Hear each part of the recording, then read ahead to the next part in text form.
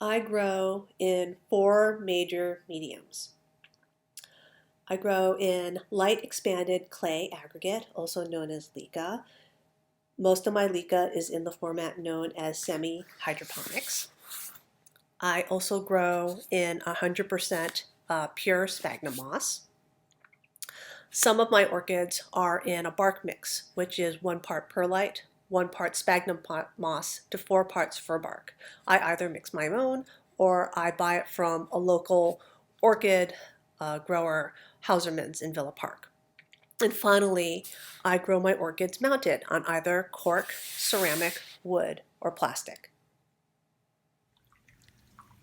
In this video, I am going to talk about growing in 100% pure sphagnum moss, as well as using sphagnum moss as a component in other potting conditions, such as mounting. For example, I have a mounted orchid right here, and the roots of this Cattleya are wrapped in moss. So I use moss for a lot of reasons, but the majority of this video is going to be about growing in 100% pure sphagnum moss. And as you can see right here, I mostly grow my Oncidium Alliance hybrids in 100% pure sphagnum moss. And you can see right here the pseudobulbs in moss. Well, that one actually is grown over the moss, but here's moss right here. And there is a trick to growing in 100% moss, and that trick is not packing it too tightly. So you'll see that there are commercial growers put orchids in 100% moss, and they pack it really, really tight. And if you buy those orchids at the store and then you take them, or you want to repot them and you lift them up, you can see that the roots don't actually go into the moss. They're just wrapped around the outside of the hard core of moss because that moss is packed really, really tight. There are 2 major kinds of dried sphagnum moss that's commercially available. The kind that I like best is what they called, grade A, grade AA, long grain New Zealand sphagnum moss, which is what I'm showing right here. So this has really, really long strands of sphagnum moss, and this sphagnum moss tends to last much longer than the other kind that's available. I don't know why it lasts longer. I don't know if it's a different species than the other kind, but if you Google for it or look for it and you want to buy this, it is long grain New Zealand sphagnum moss. So the other kind of sphagnum moss, dried sphagnum moss that's commercially available, is Chilean sphagnum moss. It's a much shorter grain. You can see the dried stuff right here in this bucket. It's not see how it's shorter, and this just doesn't last as long for me. So when I use this at 100% pure sphagnum moss, after about a year it decomposes and I have to repot. It basically, if you've ever bought sphagnum peat moss, that brown stuff, like in potting mix, like potting soil, it becomes that. It basically becomes sphagnum. It totally looks like sphagnum peat moss. I don't know. This is the exact moss that becomes peat moss, but it looks like it to me. I know that a lot of peat moss comes from peat bogs in Canada, so that's why I'm saying I don't know that it's exactly the same kind. There's actually a lot of different kinds of sphagnum moss out there, but in terms of orchids, when you're buying dry spag, the 2 kinds that are available are the long grain New Zealand and then this Chilean sphagnum moss. And to show the different kinds of moss out there, I don't actually know the names of this moss, but I do have live sphagnum moss growing in my orchidarium / fish tank downstairs. And as you can see, it's at the bottom, it's alive. I water it with tap water, and that one's green. But over here, I don't know if you can tell, I have red sphagnum moss. So this isn't sickly. This is actually a variety that grows red. And I don't know what kind it is, but you can get live sphagnum moss from people who sell for like frogs, vivariums, and I just ordered it. I think it's like $20 for like a quart-sized bag of sphagnum moss, and I'm trying to use it to keep my orchids in my orchidarium moist. All right, we're out in my garage, and this here is an unopened bag of the long grain sphagnum moss that I get from gnats, and this is the stuff that lasts. And then this open container here is the sphagnum moss that I got from Hauserman's, and it's not as good. It's, if you can look at it, it is some kind of Inra moss, Incan moss. Anyways, so I guess it's a Chilean sphagnum moss. Anyways, it's much shorter grain. It also, for reasons I don't understand, it smells sort of like acetic acid. So, so you can see it's much smaller fibered, and it just doesn't last as long. Anyways, and so I usually use this moss for when I'm making my potting mix. So this is the sphagnum, the shorter grain sphagnum moss that I use in my potting mix. And occasionally I'll pot with it, but usually when I want to pot plants up, I use this long grain sphagnum moss right here. All right, when I'm going to use sphagnum moss, I don't use it dry. I take some out of my bulk bags, and then I add water to it to moisten it because it's easier to manipulate. It doesn't powderize as much. And the cheap Chilean stuff, well, it's not cheap. I mean, sphagnum moss is pretty expensive, but the not as nice, I guess. I want to say the ones that don't last as long. It's really hard. I don't know if you can see, I'm like squeezing it really hard, and this is going to puff up a lot. It becomes a lot more moss. It's a little bit harder to keep this super fluffy for potting, but you want to moisten it. And it does take a while for this to hydrate. The long grain New Zealand stuff that I get comes a lot looser packed, and it doesn't take as long to hydrate. All right, so you can see the long grain stuff here. I didn't have to add nearly as much water to this to get this to hydrate.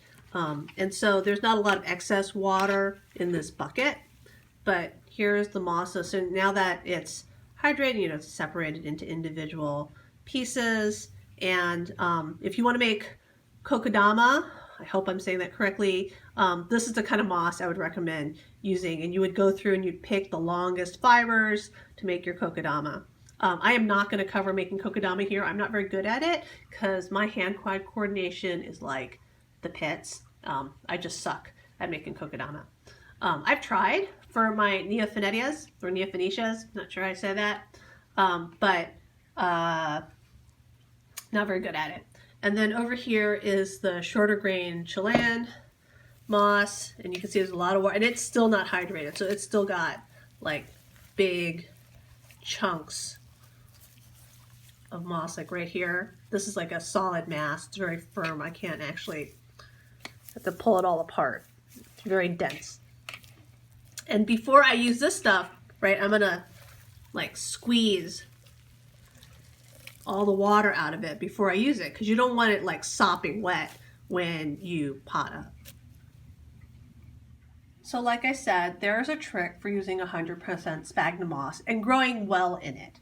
It's not that you can't pack it super tight like the commercial growers, but what happened then, as you saw on that foul, it's just going to, the roots are just going to wrap around the moss. So the way I use sphagnum moss is that I pack very lightly. So here's a Brassia rex that I repotted after it had finished blooming, and I actually divided it at the time. And you can, if you see in here, you can just see that my moss is very, very lightly packed in here. I can just pull it right out. It's very It's just kind of gently sitting around the roots to keep everything moist. It's not shoved in there really tight. And so if you look down on the side here, you can see that there's just a lot of air space around it. So what I'm using the moss to do is just keep the environment moist around the roots. I am not packing it tight. So you see this is pretty wobbly. And so even though it's, technically over pot, if the pot's much bigger than the roots in it, I'm just creating a humid environment with my moss. And if I wanted this to be tighter, then I'd have to sort of like tie it in there. But it's just wrapping around the roots on this. It's not shoved in there. I haven't smushed all the moss down in here. So, because if you smush the roots down, then you're going to actually remove the airspace, and then the water doesn't drain, and you'll just suffocate the roots. All right, I'm going to try to show with these glasses what happens when you have lightly packed moss and water versus tightly packed moss and water. And hopefully this will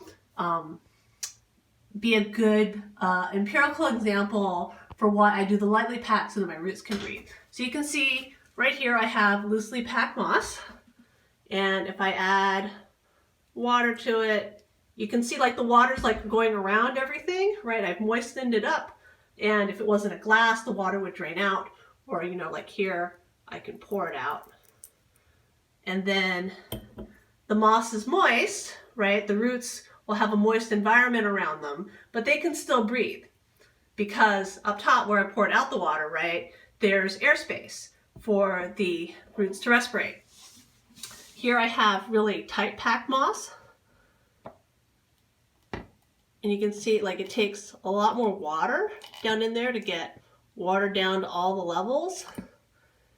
And so now I have even water up there, and it hasn't reached down to the bottom yet, right? But if you had roots down in here, there's just no way for them to breathe because it's just going to be full of water. There's like all these spaces, and orchids are epiphytes, so their roots are epiphytic, and they don't want to be basically buried in water, right? They're not growing in a swamp. You're right, they're growing up in trees. They're not growing, unless it's a terrestrial, which there are only a few orchids that are like that. They don't want to be sitting in water all the time because they'll just suffocate the same way. They're going to drown. The roots will drown if they're filled with water all the time. And you can see here that I still haven't been able to get water all the way down to the bottom because of how tightly packed this moss is. So even if I pour it out, right, down at the bottom where the roots are, they're not going to be moist yet, right? And then up at the top, you saw I poured out very little water. You can see there's no air spaces, and then the spaces that are available are really small and they're filled with water. And again, in this scenario, the roots are not going to be able to breathe or respirate. All right, so I use moss not just in plastic and ceramic pots, but I use it in my hanging baskets. I'm in Chicago and it's not quite as humid as I would like it. I don't use it with my Vandas, but here's a Stanhopea that I've been growing for years, hasn't bloomed yet for me, and I have, moss in this basket. This is the Myrmecophila that I just got from Equigenera. It's also in moss, and you can see there's new roots coming out right here. And all these scenarios, I try to lightly pack the moss. For my Neophenetias, Neophenetias, I keep saying them both ways, I'm not quite sure how to pronounce it. I replace the moss after it decays because I want it, again, to be light and airy and not packed down on the roots right here. So this one is one that I've recently done. I just reach into the basket, I pick out all the old moss, trying not to disturb the roots, and then I put new moss in there. I use moss for seedlings, and it's the same idea, like this little guy right here is out of a community pot last year, and its moss is starting to go. So if I wanted to repot this in fresh moss, I'll do that. Then I would just pick the moss off. So let's do that with this one right here. All right, so here's that plant again. I would gently dump out the plant. You can see it has roots right here growing through the moss, right? And I would just gently pick off the moss. So you can see like a lot of this moss hasn't really decayed. I mean, some of it has. It's all tiny little pieces. And I'm just going to very gently peel it off, letting it fall off the plant. You can see here's the roots, look pretty good. And this is, I do this a lot with seedlings. They need really high moisture. And again, when I pot it back up, so I'm not going to pick everything off here. I'm just going to gently, if it comes off, it comes off. But if it's like hanging on, I'm just going to leave it. Sort of the concept of disturbing it as little as possible when I do this. So here's bits that have fallen off. All right, and then I am just going to take some new moss. I just gently wrap it around.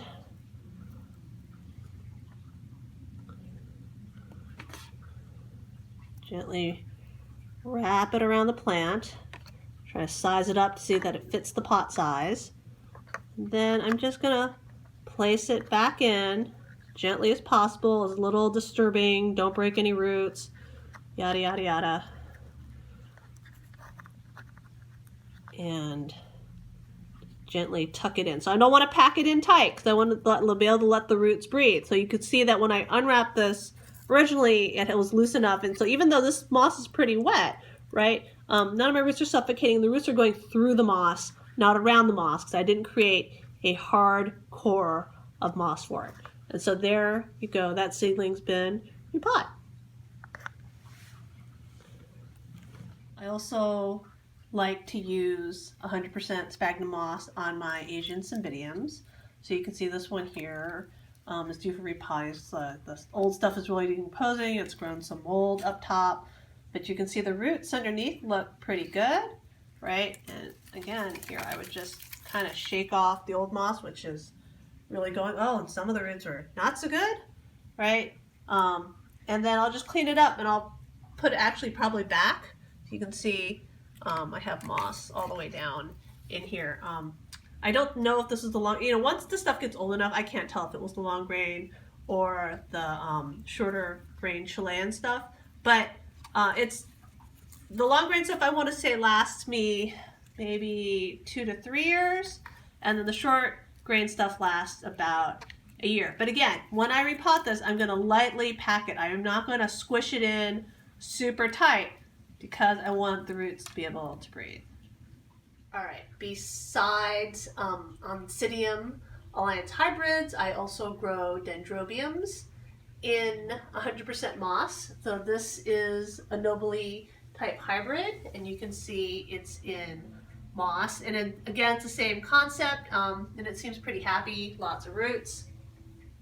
So here's more Dendrobiums, all growing in 100% moss. And I am in all situations trying to just keep everything moist and then have loose packing so stuff can still grow. There might be a slightly tighter packing for the Dendrobiums because they're really tall, and if I pack too loose, they just kind of fall out unless I really want to use a lot of sticks. Let's see, I have, these, already covered those on Cymbidium type Alliance hybrids that are in moss. These Kingianum type hybrids are also in moss, and I have clear pots, so possibly we can see this is my Jonathan's Glory Dark Joy. So you can see down in here, right? It's like almost all roots. See how that the moss is, the roots are going through the moss? So it's lightly packed in here, right? I'm not packing super tight into these. Everything is lightly packed to keep the roots moist, but not so tight that they're going to suffocate when you water them, because the water will have no place to go. Other Dendrobiums that I have in moss are up here, right? And so, with a lot of mine, they're growing out because that's how orchids grow. And then, as I said before, I have bulbophyllums in moss. This is actually in a Chinese takeout container that put holes on the bottom, and it's just got loose moss packed everywhere to keep it moist. And again, the moss on my mounts is also really moist. I mean, not really moist, really loose. So you see this? This is just to keep things moist while it establishes on the mount. So usually once stuff establishes better on the mount, it doesn't need the moss any there, but my growing area here is always very dry in the winter, and it just needs, I'm using the moss for an extra moisture boost on my mounts. And I really like to put seedlings that come out of community pot. This is Cattleya, Why Not? It was in a community pot that I got from H&R Nurseries, and the community pot basically overgrew, and actually a lot of them died before I got it out because I didn't get around to it. And like, I definitely like to put these little guys that are delicate in moss. I have tried going directly into semi-hydro with seedlings, and unless they're a certain size, just a lot of them don't make it. So if I have to repot into new community pots, like right here, right, I put them in moss. So I really, really like 100% pure sphagnum moss, but I've really found that it's very important to pack it lightly. You do not want to pack tight. If you pack tight, then the orchid will not do well or die. So there you go. I also grow encyclias. You can see them right here in 100% moss. I have one Masdevallia still alive, and it's also growing in moss right here. So I think you can grow anything. I think I've shown Cattleyas, Dendrobiums, Oncidium lines hybrids. I've shown mounts in moss, Cymbidiums in moss, and I think any orchid can grow in moss as long as you keep in mind that you don't want to pack it really tight. And so I hope I've covered everything about how I grow in moss, and if I haven't, then leave a question in the comments.